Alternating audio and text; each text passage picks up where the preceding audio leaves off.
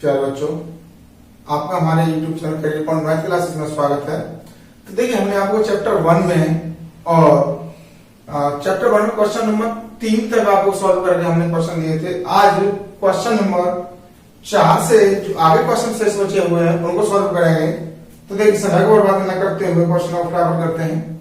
और उससे पहले आपको सूचना है कि अगर जिन बच्चों ने अभी तक चैनल को सब्सक्राइब नहीं किया है, चैनल को सब्सक्राइब कर लें और बेल आइकन को दबाना न भूलें, क्योंकि जब तक बेल आइकन नहीं दबाओगे तब तक आपको कोई नोटिफिकेशन नहीं आएगी। देखिए, क्वेश्चन नंबर 4 क्या है कि निम्नलिखित के गुणात्मक प्रतिलोम ज्ञात कीजिए। तो देखिए, गुणात्मक प्रतिलोम जो होते हैं, क्वेश्चन नंबर यहाँ है 4, फर्स्ट है पार्ट है इसका। अब से पूछ रहा है -13। तो देखिए, -13 का गुणात्मक प्रतिलोम क्या होगा। तो हमने आपको बताया था गुणात्मक प्रतिलोम में क्या होता है, अंश तो हर हो जाता है, हर क्या हो जाता है, अंश हो जाता है। तो देखिए, ये हो जाएगा -1/13, क्योंकि इसके नीचे हमने 1 माना। जब 1 माना है इसके नीचे, तो 1 क्या हो गया, ऊपर हो गया, 13 क्या हो गया, नीचे हो गया। अब दूसरी संख्या क्या है, दूसरा पार्ट है इसमें कि -13/19 -13/19 का गुणात्मक प्रतिलोम क्या हो जाएगा। और 19 कहां पहुंच जाएगा, ऊपर 19/-13। अब है क्वेश्चन नंबर 3, 1/5 का गुणात्मक प्रतिलोम इक्वल टू क्या हो जाएगा, 5। 5/1 इक्वल टू क्या हो गया, 5। अब है फोर्थ नंबर -5/8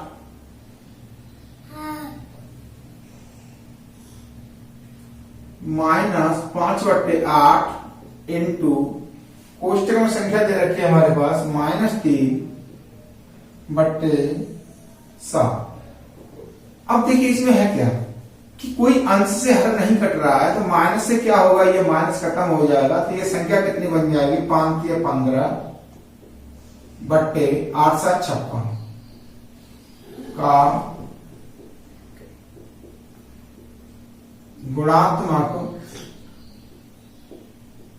प्रतिलोम। तो संख्या ऊपर हो जाएगी 56/15। अब है हमारे पास पांचवा पार्ट -1 गुणा -2/5। देखिए, जैसे अभी यहां से माइनस और माइनस खत्म कर दिया हमने, वैसे इसमें करेंगे। तो 2 1 2, 2/5 का गुणात्मक प्रतिलोम इक्वल टू कितना हो जाएगा, 5 को पहुंचा दो ऊपर और 2 को ले आओ नीचे। अब देखिए, इसमें एक खंड और रह गया छठवां, -1 का गुणात्मक प्रतिलोम। अब इसका क्या होगा, देखिए, -1 और -1 ऊपर है, इसके नीचे क्या है, 1। तो 1/-1 करेंगे तो संख्या क्या आएगी, -1। यानी -1 का जब गुणात्मक प्रतिलोम करेंगे तो -1 ही आएगा। अब है क्वेश्चन नंबर हमारे पास 5। इसमें कहता है कि निम्नलिखित प्रत्येक में गुणन के अंतर्गत उपयोग किए गए गुणधर्म का नाम लिखिए। तो देखिए, कुछ नहीं करना है इसमें, क्या करना है, गुणधर्म का नाम लिखना है। तो इसे हटा देते हैं।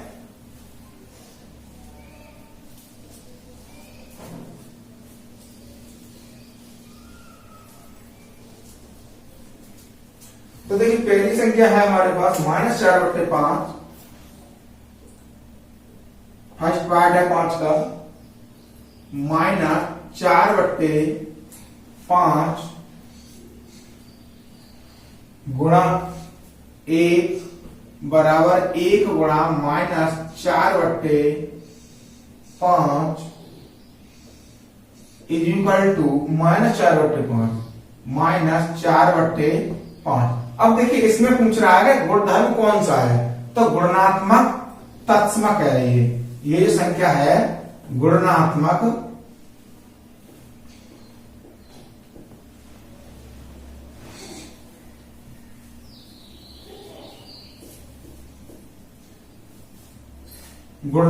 तत्समक, ठीक है। अब दूसरा है इसमें, दूसरा पार्ट क्या है इसका, -13/17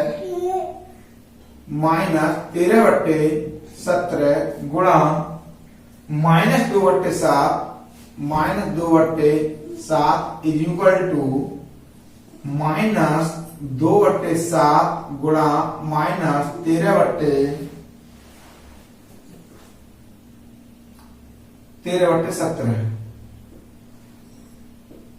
क्यों 13/17 पहले थी। अब देखिए यहां पर हमने क्या आपको बताया था कि यदि A क्रॉस B है तो उस संख्या को हम B क्रॉस C लिखते हैं। तो ये कौन सा गुणा नियम होता है, क्रम विनिमय नियम। तो देखिए क्रम विनिमय, ये जो है हमारे पास क्रम विनिमय या क्रम विनिमयता, कुछ भी लिख सकते हो, ठीक है। अब तीसरा है हमारे पास कि -19/29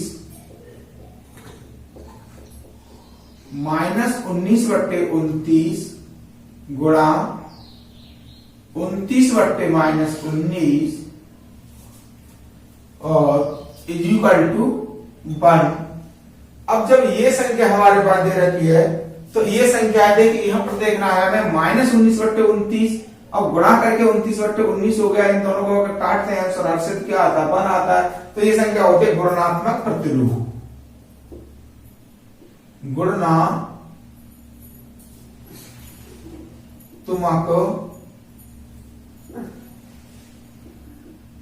प्रतिलोम, ये संख्या है हमारे पास गुणात्मक प्रतिलोम। अब देखिए इसके बाद हमारे पास संख्या है क्वेश्चन नंबर है 6। अब 6 क्वेश्चन नंबर में क्या कहता है, अब क्वेश्चन नंबर जो 6वां है उसमें कहता है कि 6/13 को -7/16 के व्युत्क्रम से गुणा कीजिए। तो देखिए क्वेश्चन नंबर 6 दिया है 6/13 को -7/16 के व्युत्क्रम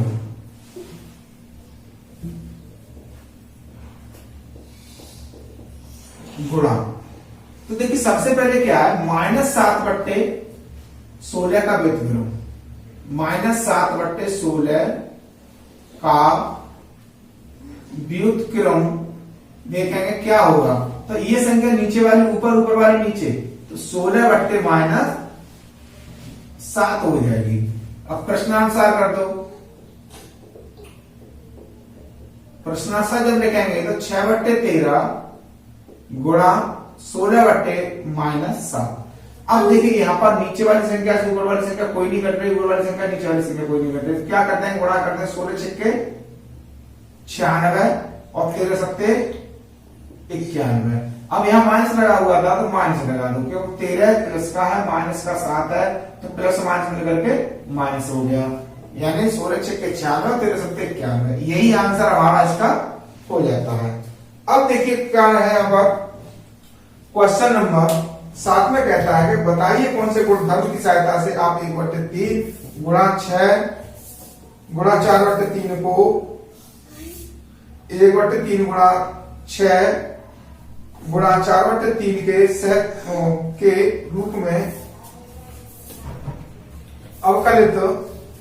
अवकलन करते हैं। तो देखिए यहां पर है, इसमें भी नाम पूछा गया है, कुछ नहीं पूछा हो।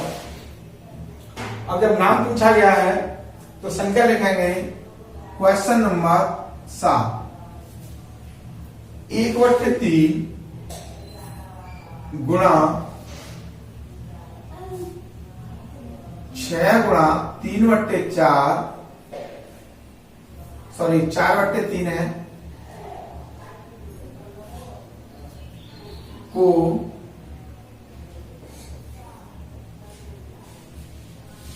1/3 गुणा 6 गुणा 4/3। तो देखिए अवकलन जो कह रहा है कि करते हैं तो इसको इस रूप में लिखते हैं। तो ये कौन सा नियम है हमारे पास, हमने आपको बताया था सहचार का, क्योंकि ए क्रॉस कोष्ठक बी क्रॉस सी। अब हमने क्या लिखा उसमें सबसे पहले कि ए क्रॉस बी कोष्ठक के बाहर कर देंगे क्रॉस सी, यानी वही हमारे पास ये नियम है जैसे हमारे पास नियम था। देखिए ए क्रॉस बी क्रॉस सी, इस संख्या को हम क्या लिख सकते हैं, ए क्रॉस बी और क्रॉस सी। तो ये नियम होता है हमारे पास सहचार का। कौन सा नियम होता है ये,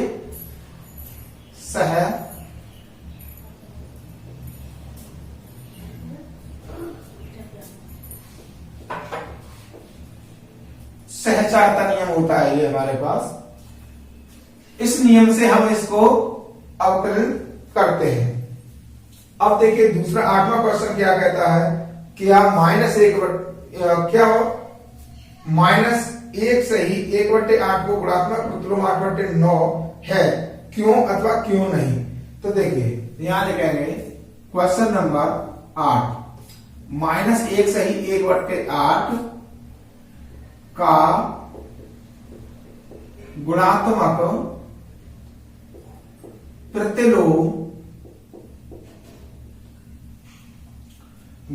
प्रतिलोम 8/9 नहीं है, क्योंकि अब हमने यहां दिया क्योंकि क्या है कि -1 सही 1/8 और 8/9 का गुणनफल जो है 1 नहीं होगा। तो यहां लिखेंगे क्योंकि -1 सही 1/8 और 8/9 का गुणात्मक प्रतिलोम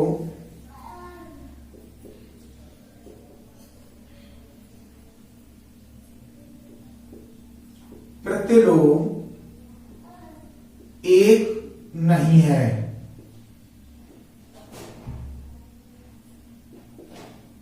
गुणात्मक प्रतिलोम क्या है इनका, 1 नहीं आ रहा है, इसलिए ये प्रतिलोम नहीं होगा। अब देखिए क्वेश्चन नंबर 9, क्वेश्चन नंबर 9 में क्या कहता है, तो इसे हटा देते हैं।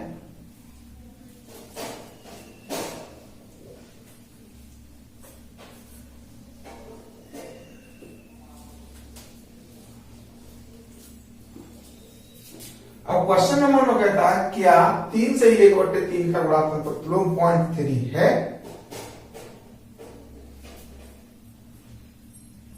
यानी क्या 3 से 1/3 का गुणात्मक प्रतिलोम 0.3 है, क्यों अथवा क्यों नहीं। तो ये होगा, क्यों होगा कि इसका गुणनफल कितना हो जाएगा हमारे पास 1 हो जाएगा। देखिए क्वेश्चन नंबर 9, तो देखिए 3 सही 1/3 का गुणात्मक प्रतिलोम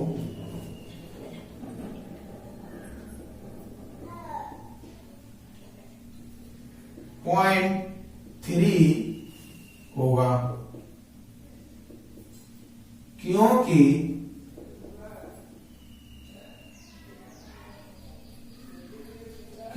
3 3 सही 1/3 और 0.3 का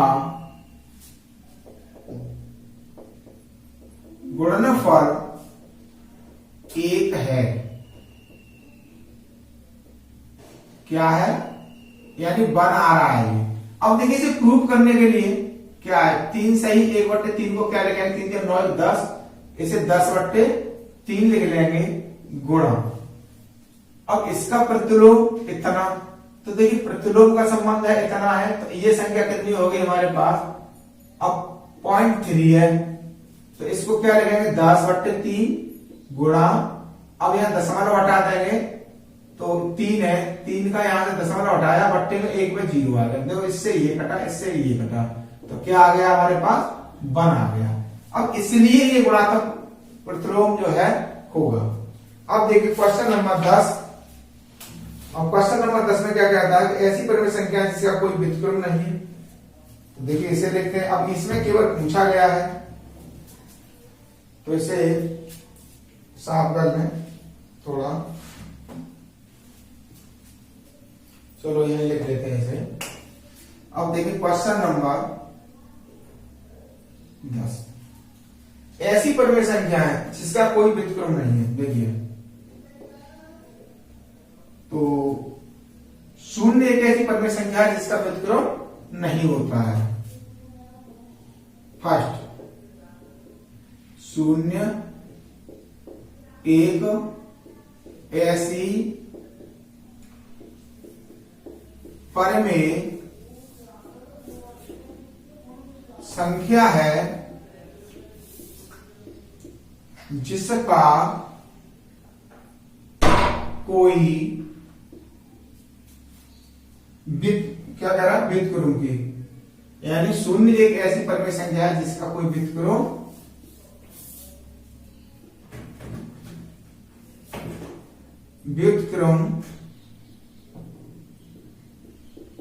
नहीं है। ठीक, अब इसके बाद दूसरा क्वेश्चन क्या कहता है। अब दूसरा कहता है कि परिमेय संख्या जो अपने व्युत्क्रम के समान है, तो देखिए 1 और -1 परिमेय, 1 और -1 दो परिमेय संख्याएं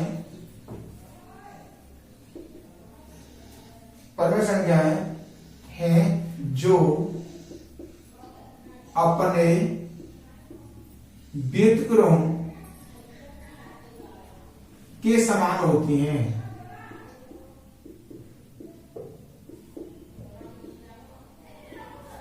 ठीक, अब इसके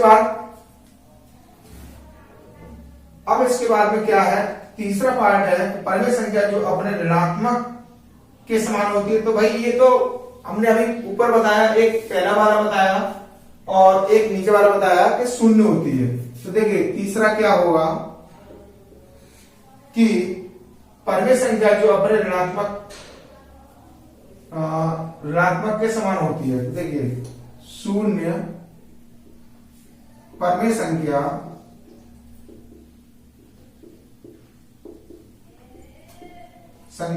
अपने ऋणात्मक के समान होती है। ठीक, ये था क्वेश्चन नंबर हमारे पास 10। अब क्वेश्चन नंबर है हमारे पास 11। इसमें खाली जगह है, रिक्त स्थान की पूर्ति कीजिए। चलिए फटाफट इस क्वेश्चन को खत्म करते हैं।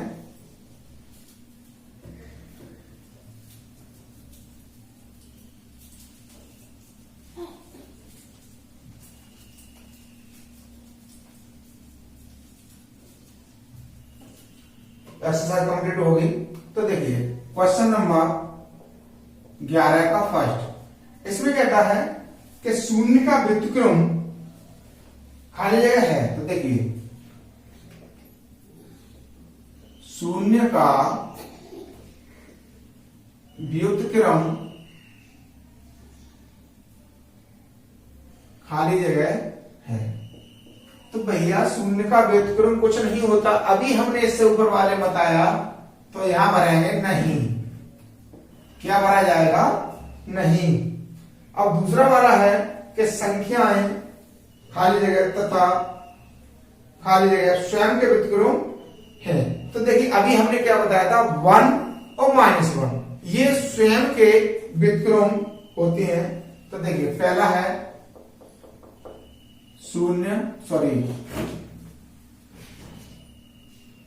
संख्याएं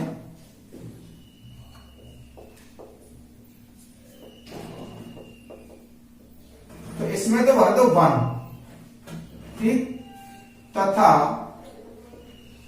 -1 स्वयं के व्युत्क्रम है। स्वयं के व्युत्क्रम है, यानी 1 और -1 ये दो संख्या ऐसी हैं जो स्वयं के व्युत्क्रम है। अब इसके बाद आता है तीसरा पार्ट। अब तीसरे पार्ट में क्या है कि -5 का व्युत्क्रम है। तो देखिए -5 का व्युत्क्रम, अब -5 का व्युत्क्रम क्या होगा? अब देखिए अंश इसके संख्या को -5/1 मान लेते हैं, तो 1 पहुंच जाएगा ऊपर, तो 1/-5 है। ये संख्या इसकी व्युत्क्रम हो गई। अब कहता है कि 1/x चौथे वाले में 1/x जहां पर x नॉट इक्वल टू 0 है, क्योंकि अगर x यहां पर 0 हो जाएगा तो संख्या पूरी 0 हो जाएगी। अब इसमें कहता है कि का व्युत्क्रम, का व्युत्क्रम, अगर हम इस संख्या को यहां 0 रख दें, x अगर ये कंडीशन नहीं दी होती तो यहां पर x की वैल्यू 0 भी हो सकती है, 0 हो सकती है, तो इसका व्युत्क्रम नहीं बनता, 0 ही आता। अब इस यहां से इसने दिखा दिया कि x not equal to 0 condition दे रखी है, तो इसका व्युत्क्रम क्या हो जाएगा? x हो जाएगा, क्योंकि x क्या है? हर है, 1 क्या है? अंश है। अब ये अपॉन में हो जाएगा 1 और x बन जाएगा ऊपर अंश की जगह पर। अब कहता है दो परिमेय संख्या का गुणनफल हमेशा परिमेय होता है, ये तो नियम में बता दिया हमने। दो परिमेय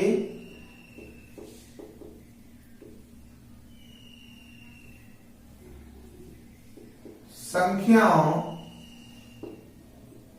का गुणनफल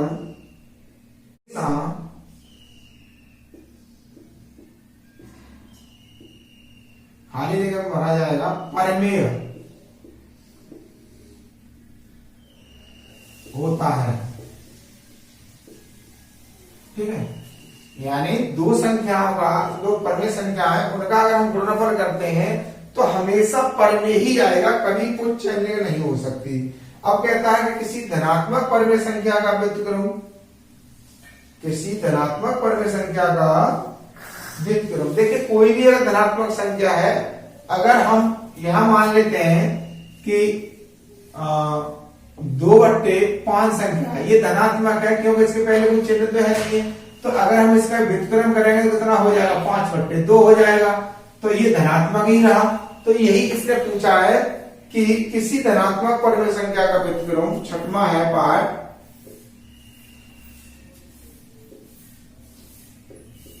किसी धनात्मक परिमेय संख्या का व्युत्क्रम